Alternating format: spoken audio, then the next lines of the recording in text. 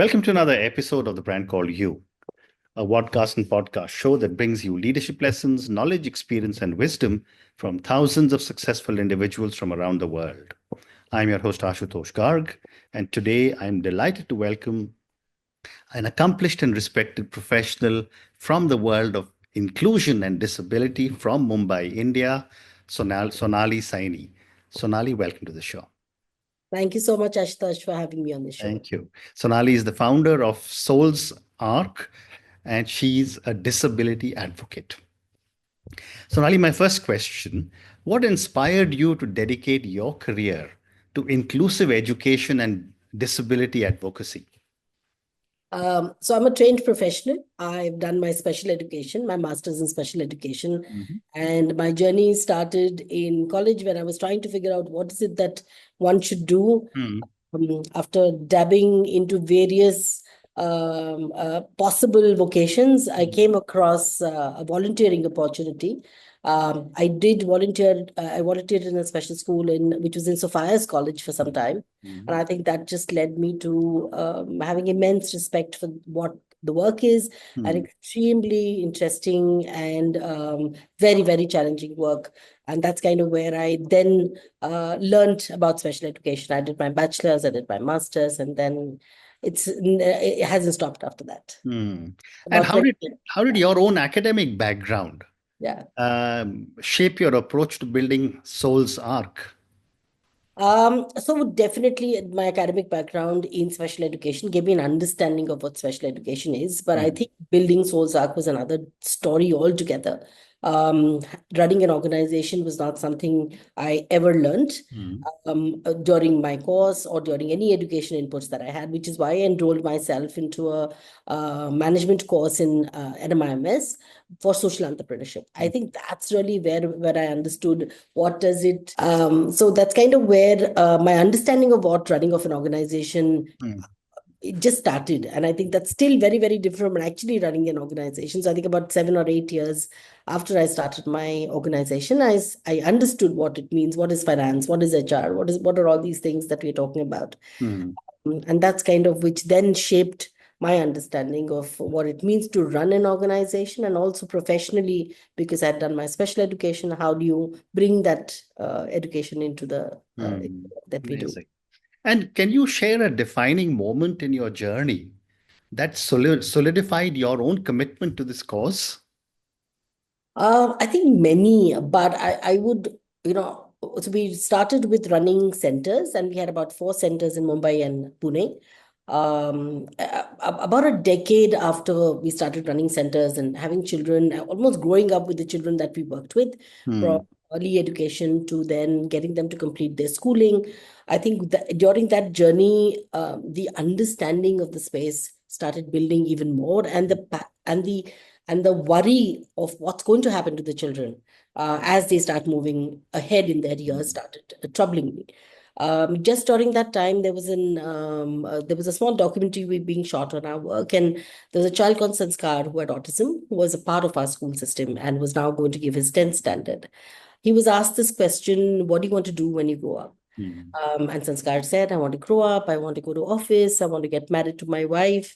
And while he said this, we all smiled and we all kind of appreciated what he said and was very, very proud that he could communicate like this. But we also knew in our heart that nothing that we do within our centers can enable this to happen. Right. So that is where we shifted to then working with the ecosystem and making sure that when Sanskar gets out of school, when he gets out of any learning opportunity that he has, and of course millions of other children like Sanskar, what's going to happen to them within the schooling system as well as education and employment. Amazing. So now let's now talk about Souls Arc. Tell me about the mission and how has it evolved since you started? Yeah, so we started as an assessment and remedial center. So that's the ARC part. And then we dropped the acronym because we've grown out of that center model. So for 10 years, we worked directly with individuals, young adults, as well as children with disabilities, as well as children with learning differences.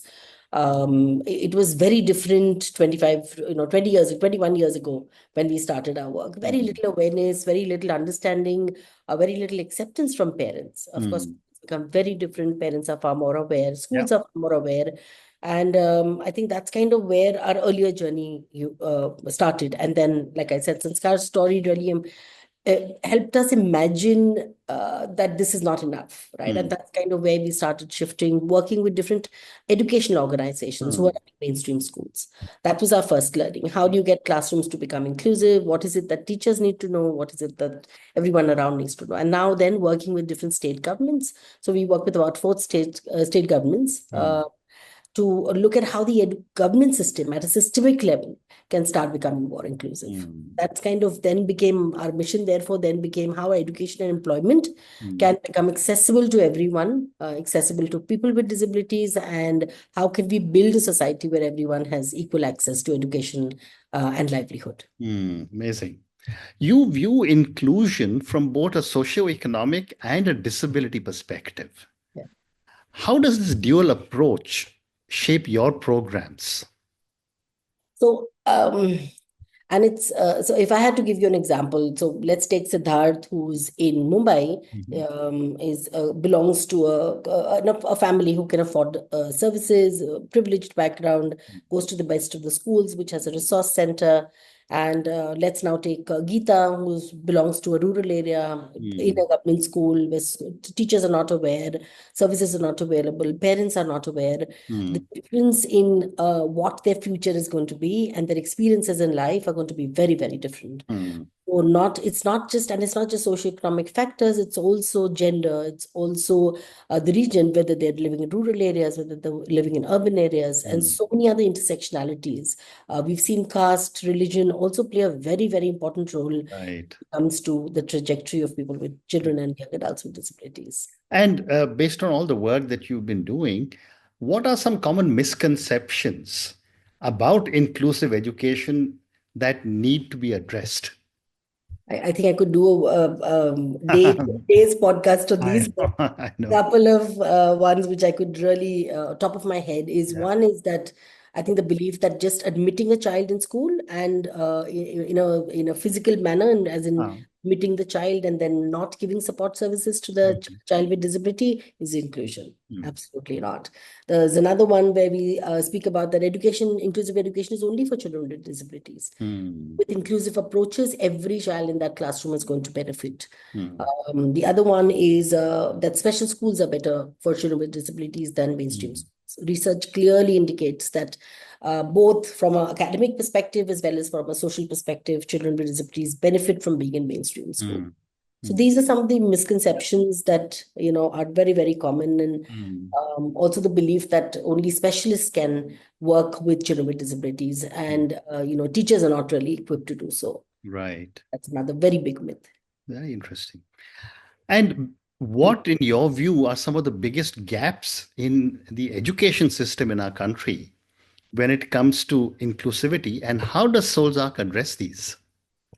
So India is the signatory for the UN Rights for Persons with Yeah. Disability, UN Mm. Convention for Rights with Person Disability, which was in 2007. Mm. We then introduced the Rights for Person RPWD Act, Rights for Person with Disabilities in India in 2017, 2014, Mm. 2016, sorry. And then that is the time when we looked at expansion of the disabilities from 7 disabilities to now 21 disabilities. Mhm.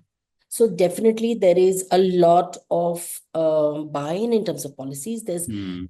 complete, I would say India has some of the best inclusion policies, whether Mm. you look at the national education policies, which focuses on education, whether you look at Accessible India campaign, which talks about accessible buildings, but a lot of that is on paper. Mm. Implementation of those is the biggest lacking and the biggest gap that Mm. we find in India. Mm. All the levers are there. The budgets are there, surprisingly. You have budgets which are going back to the center because they're not being utilized in the correct manner. Mm. If you look at inclusive education, most of the budgets are spent towards schemes and giving children transport rather than education by itself. So while we have the best policies, implementation of those policies is really the biggest gap. Amazing. And how do you integrate technology or AI-powered education to support inclusive learning? So we have two interesting solutions that we've developed. One is a screening tool for a teacher to be able to identify in the classroom of what risk the child has. This has now been integrated, and the risks are for disability, health, as well as nutrition. In Tamil Nadu, for example, in the first state that we did our project in, there's universal screening. So every child in school gets screened every year to identify these risks that they may have, and then therefore get the help at the right time. So that's, I think, one of the solutions which has been very, very successful. The second solution that we are now building is a chatbot, which will help a teacher in a classroom identify or get solutions for real challenges that she's facing in the classroom. AI plays a huge role in that. So if, for example, she wants to ask, I have a child with low vision in my classroom. I don't know what to do. Where should this child be sitting? What is it that I can give this child? How will I enable reading for this child? How will the child copy from the blackboard? So all these questions are something that the WhatsApp chatbot is what we've developed. It's called the IncluEd. In fact, both of them are open public goods which are available to anyone to use. And I think that's the critical piece where AI really comes in, that it democratizes the information that specialists has to generalists who are working with us. Very interesting. Let's talk a little bit about employment now. Yeah. And I'd love to get your thoughts on what are some of the biggest employment barriers faced by people with disabilities, and how can these barriers be dismantled? So employment is a very, very complex area. And we started doing this more recently as we understood that we can't stop at education. So it's about 6 years now that we've actually started building solutions both around employment as well as livelihood. Employment, we look at urban, and for livelihood, we look at rural areas. What we've seen is employment is harder than doing livelihoods because of the attitudes of the employers in terms of being able to understand inclusion, number one. Number two, actually having commitments to work with individuals. It's the same like schools. You can't just get somebody within your organization and then not do anything about it. What are the right accommodations for the person? What are the right infrastructure for the person? I think all that needs to be thought through, and not many organizations are doing enough through that. And I think attitudes is number one. And secondly, of course, while there are reservations in government organizations, that still aren't in private. So therefore, it's more or less up to corporates to ensure that D&I actually happens. Sure. And how are you using technology and innovation, or how can technology and innovation play a role in bridging the employment gap for persons with disabilities? So we haven't yet done anything around AI and livelihood, actually. That's something that we are proposing right now. So one of the things is that in a rural livelihood program, we look at different solutions like farm, non-farm kind of vocations that training is that individuals with disabilities can be trained in. I think some of the things are that there are many poverty alleviation programs in India. Now, for somebody to understand or include people with disabilities, our assumption is that they do not understand what are the kind of vocations that they'll be able to do. And therefore, we're trying to build a tool which will identify the functionality of the person and then map them to different vocations and different livelihoods that will be appropriate for them. And this, we hope, will lead to a more inclusive livelihood program, but early stages of work. Absolutely. And therefore, my next question is from the other perspective, which is that how can businesses and industries become more inclusive employers and create better opportunities? I think one is to just understand inclusion, in terms of what needs to be done, what are the kind of commitments that you're ready to take, and what are the kind of changes and sensitization that you would need to create within your organization. So I can give you an example of our largest partnership which is with Amazon. So we work with young adults with autism and intellectual disabilities, which are the hardest to employ. We started our work, there were less than 100 people across the country that we knew who were employed in any form and manner. Right. And now we have about 100 individuals that we've employed through the Amazon program. And one of the things that worked very well as a partnership was their commitment to the cause, right? The commitment to understanding that their individuals who are working with them need to be sensitized, that the environment needs to be safe, especially for girls with disabilities. So a lot of these pieces need to be thought through. A lot of changes need to happen in your protocols, in your HR, and thinking of how you can support these individuals. We also at the same time work with, having some kind of a support organization who can help them with challenges. I think that's the biggest learning for us. This is something we always say. With certain disabilities, you will always need lifelong support. And what that means is that you can't just put, as an organization, we can't just place somebody and say, okay, that's it, I'm done. Yeah. If there is any challenge, we should be there to help both the employer as well as the individual who is employed to be able to sort to those challenges. Fascinating. So now my next question is, what role do teachers and school administrators play in ensuring equitable education, and how does Souls Arc equip them for this responsibility? So teachers are our primary people that we work with, whether it comes to trainings, whether it's the app itself. So they are really the people that we directly work with. Then you have the HMs, which are the headmasters in your schools, because we work with government school systems. It's teachers and headmasters whom we directly work with. And some of the things that we've seen is that simply, when it's getting parents aware, teachers play a huge role. The headmaster plays a huge role. When there's enrollment of children in schools and there's dropout of those children, they are the ones who can actually bring them back, counsel the parents, help them bring the children back into classrooms. At the same time, giving them support. So some of the things that we do is provide the right learning material for them, provide the right capacity building for the teachers as well as HMs. We also work with the SMCs, the school management committees, where we look at representation of parents with disabilities in that SMC, and how they can have their own voice to say what is it that their child wants at that school. Right. Well said. If there's one systemic change you could make to advance disability rights and inclusive education in India, what would it be? I think data.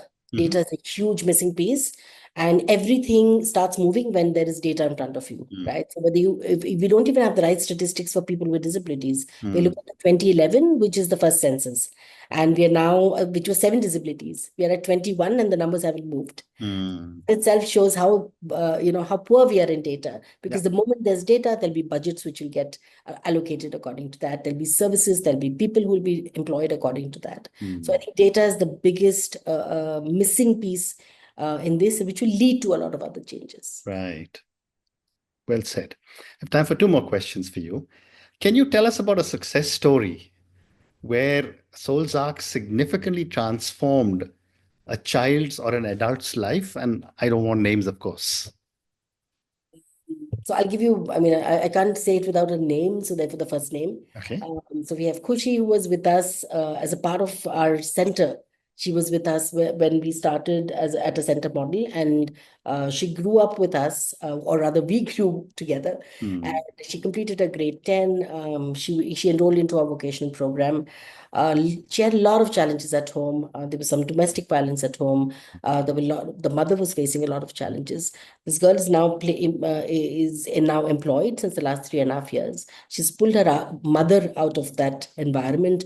They're now both living separately. She's providing for both the mother and taking care of herself. She has intellectual disability, but that has no, I think, limitation for her in the way she's living her life. So extremely proud of what she's become. And just yesterday, she messaged me that she got a star award at her, as a best employee. And I think that was just so amazing. How amazing.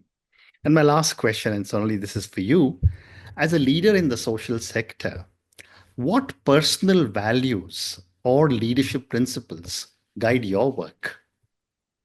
So I think equity obviously is something that we live by. I think for a very long time we just said it, and we also realized that we're not, walking the talk at all.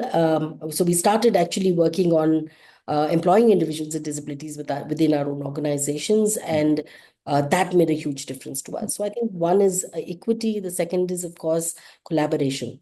Everything that we've done is through collaborating with government, with different NGOs. You can't solve the problem alone. You can only solve this if we all come together. So the 2 ones that I can think of. Amazing. And on that note, Sonali, I just want to say thank you so much for such an insightful conversation with me on inclusive education and disability. We covered some amazing ground on the mission of Souls Arc. You spoke at length about so many different aspects of being able to support disability to be able to support inclusive education. And, thank you for sharing such an amazing story of this young lady who is doing so well now. Thank you again for speaking to me, and good luck to you. Thank you so much, Ashutosh. Thank you for listening to the Brand Called You videocast and podcast, a platform that brings you knowledge, experience, and wisdom of hundreds of successful individuals from around the world. Do visit our website www.tbcy.in to watch and listen to the stories of many more individuals. You can also follow us on YouTube, Facebook, Instagram, and Twitter. Just search for the Brand Called You.